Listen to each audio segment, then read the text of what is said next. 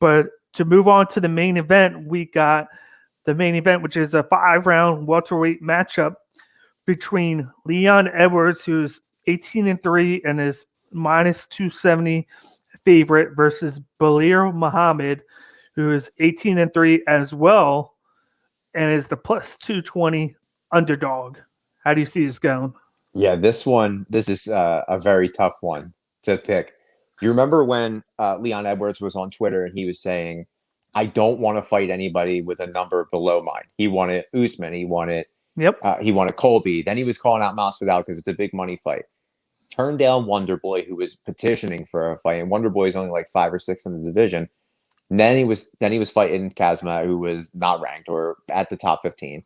Then you have 14, and now Belal's what, 13? 13. Yeah, so he would have been fighting, I guess, a more money fight if it were against Wonderboy. So it's funny how times change. This is a huge fight for both of these guys, though. You have Muhammad, who's been on a tear lately, 4-1 in his last 5, wins over Lima, Good, Sato, and Millender, all either first rounds or unanimous decisions. And then he's been active. That's the key. That's the key difference between these two fighters. They've been active. Whereas you have Edwards, who wants to remind people why he's ranked number 3 in such a stacked division, and also that his last loss came in 2015 to Kamaru Usman. That's a big thing to look at. But he also hasn't fought since July of 2019 because of his country being shut down. The way I see it, the outcome of this fight is going to be dependent on if ring rust is real.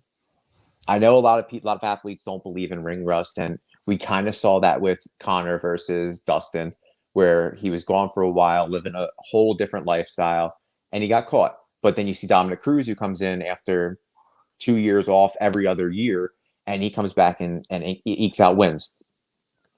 This is a more important fight for Edwards because he's putting his ranking on the line, where Muhammad has everything to gain. Edwards hasn't fought since 2019, like I said, and his country was shut down just like ours, but Muhammad was super active in 2020, and he was continuously fighting and putting his name on the line, asking people to remember the name, right? He's the only guy I know that when he wins a fight, he has sunglasses on in the ring, in the octagon, which I love. Belal is also stepping up on short notice, which makes him the underdog. And Edwards was preparing for a totally different fighter on multiple occasions. His last one being Shimov. I see Muhammad being more aggressive and trying to take this to the ground, whereas Edwards is going to take some time to kind of reacclimate himself to the cage and the shorter cage too. He hasn't fought in that smaller apex cage yet. So all in all, when it comes down to picking the winner of this fight after this long rant I just went on, I'm actually going to go with the underdog. I'm going to stick with my trend. I have Muhammad winning by decision because he's way more familiar with that shorter cage as opposed to Leon Edwards. Yeah, first off, before I go into my rant, as you see by the photo picture that I had in the beginning to promote this, I had it say Muhammad is coming, and then it's the preview. So that should just tell you where my head's at with this fight. Yeah. First off, I have Leon Edwards. He's fighting out of UTC Birmingham. And then you got Belal Muhammad, who's fighting out of Rufus Sport. If you know anything about Rufus Sport, is that they're hard-nosed guys and they put work in. Yeah, they got the best fighter in the UFC, CM Punk. And then Showtime Pennis, who is the pride and joy of PFL now. Yeah, Woodley was up there. Askren was up there. Yep. Yeah, they got good fighters out there in Wisconsin. But stylistically, the fight presented, they're two guys that are remarkably similar, like in style, record, almost everything. Just personality-wise, they're a little differently. They have, just like I said, both men know what it takes to survive. They've both done a bunch of 15-minute fights without tiring out, and then they've both done 25-minute work. Well, technically, Muhammad did 1, and then Edwards has done 2. Yeah, but Edwards is low volume. He has low volume but high takedown defense. He's a picky striker. He picks and chooses when he wants to do it. He makes sure that when he shoots for strikes that they count and then they're accurate. He has really good cardio, and in 6 fights, he's won 6 fights by knockout and 3 by decision, and his remaining 9 he's won by decision. His talent has been very good that he's fought. Just like you said, he lost to Usman, but he's fought several guys in the top 10, so he has that.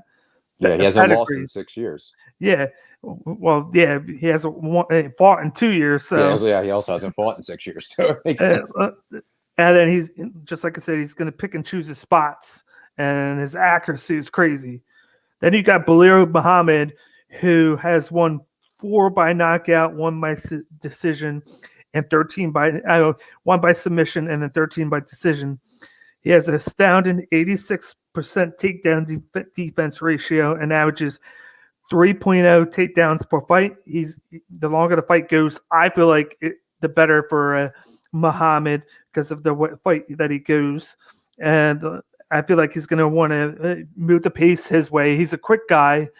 Like you saw Sterling with how he's moving. Mm-hmm. It's going to be similar to that, but he's not going to be erratic. He's going to be more patient. He's going to push forward.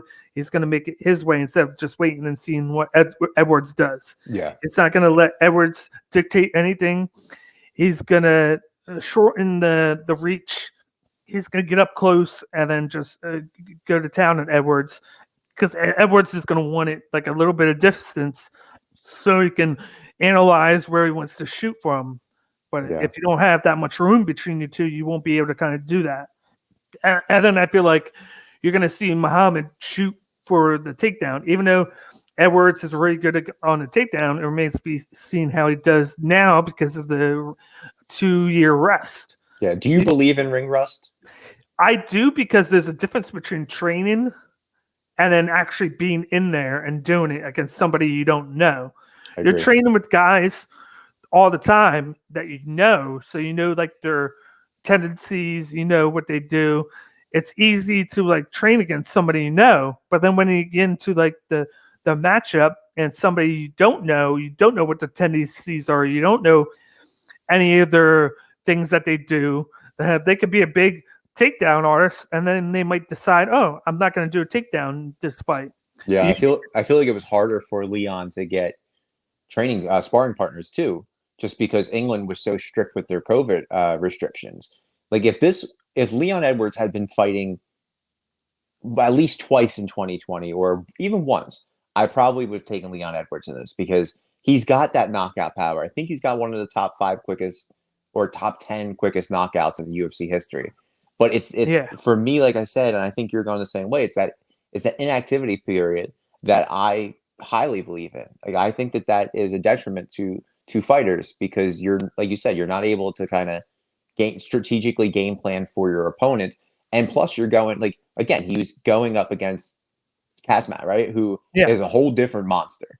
Like you're planning for a wrestler, but you not planning for Belal. You know what I mean? Yeah. Where Belal's a little more disciplined than Kazmat. Yeah, just, like I said, I feel like this fight is tailor-made for a decision. I don't think anybody. I think either there's outside like a 10% chance Benil Muhammad could win by knockout in the first 2 rounds. If not, I feel like he's going to win by decision. It's not that I don't think that Edwards is good. He's number 3 ranked for a reason. Absolutely. I just feel like with the 2 years off, plus the fact that Muhammad has been very active, he's had 4 fights in the past year. And he's been 3-1.